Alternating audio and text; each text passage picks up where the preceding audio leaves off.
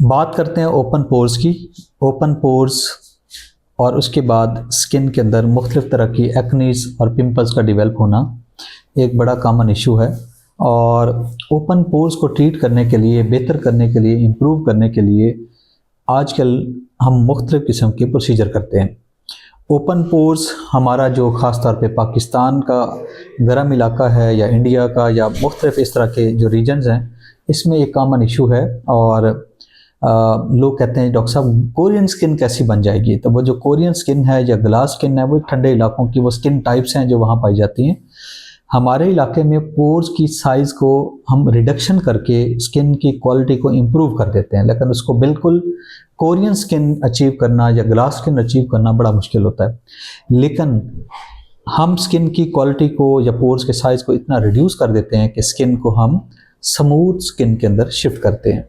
उसके लिए क्या क्या प्रोसीजर्स होते हैं, कौन कौन सी रेमेडीज़ हैं, क्या क्या तरीक़ाकार हैं और प्रोसीजर्स की जो है कौन से प्रोसीजर की कितना कितना ड्यूरेशन होता है, वो पेशेंट टू पेशेंट डिफरेंट होता है। एक पेशेंट पोर साइज़ पे डिपेंड करता है, स्किन हेल्थ पे डिपेंड करता है, पेशेंट्स की एज पे डिपेंड करता है। मल्टीपल चीज़ें हैं जो उनकी जो प्रोसीजर के रिजल्ट्स पे इफ़ेक्ट कर रही होती है।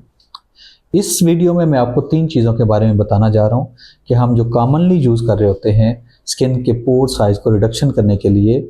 नंबर 1 उसमें टॉप पे है CO2 फ्रैक्शनल लेज़र।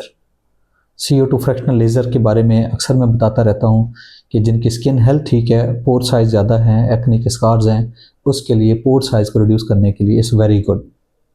दूसरी एक टेक्नोलॉजी है, वो है मॉर्फियस 8। उसमें RF भी होती है और माइक्रोनीडलिंग भी। डिफरेंट किस्म के सीरम स्किन पे स्प्रिंकल करके उसके ऊपर हम वो मॉर्फियस 8 का ये प्रोसीजर करते हैं। और तीसरा जो प्रोसीजर है वो है कॉमनली हर जगह हर क्लिनिक पे अवेलेबल है, वो है माइक्रो नीडलिंग। सीरम के साथ या PRP के साथ माइक्रो नीडलिंग का करना।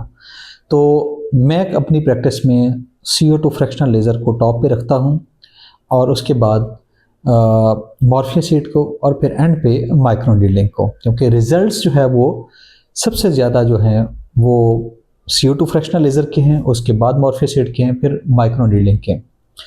इसके साथ साथ जो अभी मैं आपको एक यूनिक प्रोसीजर बताने जा रहा हूँ वो है एयर डिसेक्शन थेरेपी। एक कोरियन प्रोसीजर है और that's very good. I love the procedure. मेरे पेशेंट्स को भी उसमें उन्होंने बहुत सारे ऐसे पेशेंट्स हैं जो उस प्रोसीजर को इतना पसंद करते हैं कि जब भी साल बाद, 6 महीने बाद, 2 साल बाद उनको थोड़ा सा फील होता है कि उनके स्किन के पोर थोड़े ओपन हो रहे हैं तो वो एक प्रोसीजर करा लेते हैं, एयर डिसेक्शन थेरेपी। और ये हर वो पेशेंट जिस एज में भी है और जिस कंडीशन में भी है, ये एक सिंपल सा प्रोसीजर है जिसमें कोई लेज़र टेक्नोलॉजी नहीं है तो ये करवा सकता है। तो ये लेटेस्ट इन्वेंशन में से एयर डिसेक्शन थेरेपी मेरी पसंदीदा प्रोसीजर में से है। तो इन सारे प्रोसीजर्स की जो मज़ीद डिटेल्स के कौन से पेशेंट को कितने प्रोसीजर चाहिए, कितने सेशन चाहिए, वो हम पेशेंट टू पेशेंट डिस्कस करते हैं कि पेशेंट क्या चाहता है, क्या अचीव करना चाहता है और हमारी कैपेसिटी में क्या है कि कितना हम उसकी स्किन को इम्प्रूव कर सकते हैं। Thank you very much.